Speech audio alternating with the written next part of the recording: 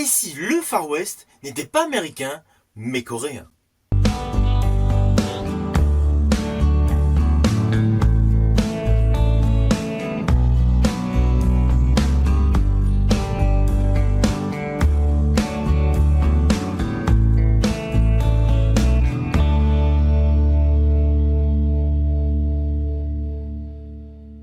Alors aujourd'hui, on part dans des plaines poussiéreuses avec des fusillades au coucher de soleil et des histoires de survie incroyables.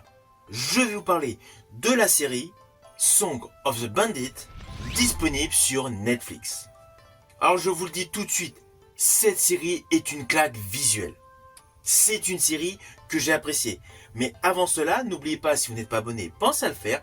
Pensez à la petite cloche pour les notifs et à vos commentaires. Let's go!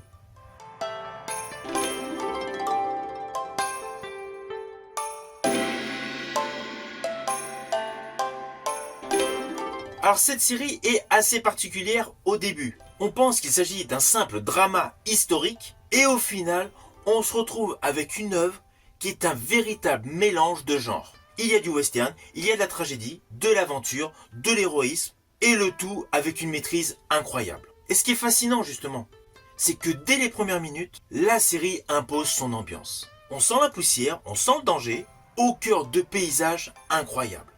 On dirait vraiment un mélange entre un western hollywoodien et un blockbuster coréen. Implicitement, cela offre à cette série une identité visuelle incroyable, avec une photographie et une colorimétrie qui nous captent d'entrée de jeu. En fait, si vous attardez quelque peu sur chaque plan séquence, vous allez remarquer qu'on a réellement l'impression que tout est pensé comme une affiche de cinéma. Les couchers de soleil dorés, les silhouettes armées dans les plaines, les regards silencieux avant les affrontements, et même des moments où les héros, les personnages principaux, sont stoïques. On va pas se mentir, à plusieurs moments lorsqu'on regarde cette série, on oublie qu'il s'agit d'une série sur Netflix. On a vraiment le sentiment qu'il s'agit d'un long métrage. Car sur sa globalité, l'esthétique sert l'histoire. Et franchement, attardez-vous quelques instants et vous allez vous apercevoir que lorsque les personnages avancent, en fait, on nous présente toujours, en se reculant, un peu plus le paysage, pour nous présenter qu'ils sont immenses. Et du coup, cela donne la sensation de solitude des personnages au cœur de ces paysages somptueux. Ah oui, à plusieurs moments, les couleurs semblent se ternir, semblent s'assombrir, et là, implicitement, à chaque fois, il se passe quelque chose de scabreux. On va pas se mentir, cette série coréenne utilise tous les codes des grands westerns américains.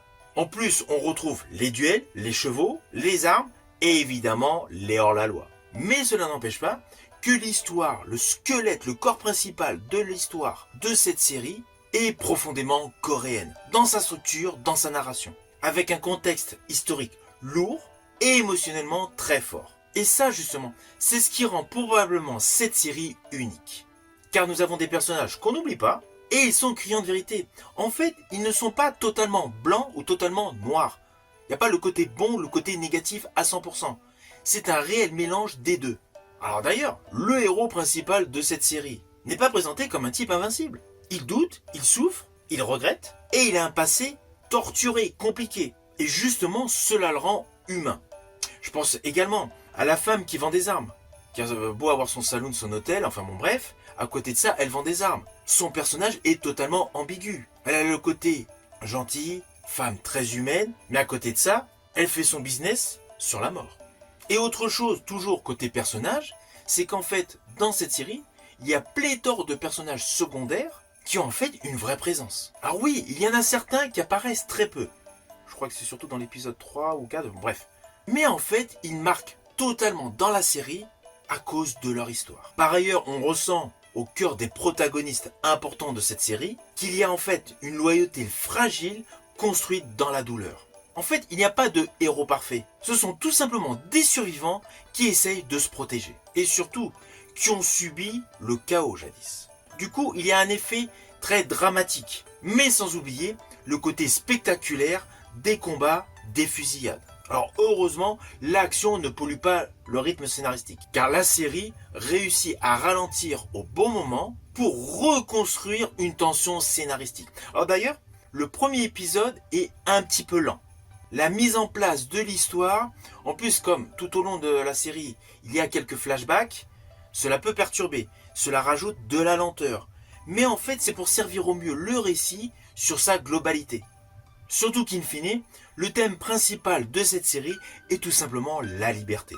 La liberté de vivre, la liberté de choisir, la liberté de protéger les siens. En fait, quels que soient les personnages, il y en a qui ont perdu une famille, une identité, une terre et surtout une paix intérieure. Ce qui est exactement le cas du héros principal. En fait, ce que j'ai aimé dans cette série, c'est qu'elle met en exergue des êtres humains qui sont en fait coincés dans une époque violente. Ils essayent par n'importe quel moyen de pouvoir vivre tout simplement de manière paisible. Mais on est dans la vraie vie, implicitement, c'est compliqué. Alors au final, naturellement, c'est une série que je vous invite à découvrir sur Netflix.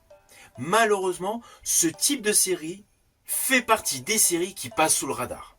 Elle passe quasi inaperçue, alors qu'en fait, elle propose quelque chose de différent. Car on va pas se mentir, il y a beaucoup de séries où même si les thèmes sont différents, on retrouve le même process de code, de scénario et des personnages stéréotypés. Là, ici, c'est différent. Il y a une réelle volonté d'innovation et en plus, un mélange de cultures évident. L'ambiance drama coréen et l'ambiance western. Le tout saupoudré d'émotions et d'aventure. Donc naturellement, c'est une série à découvrir. Une fois que vous l'aurez vue, n'hésitez surtout pas à me mettre en commentaire votre opinion.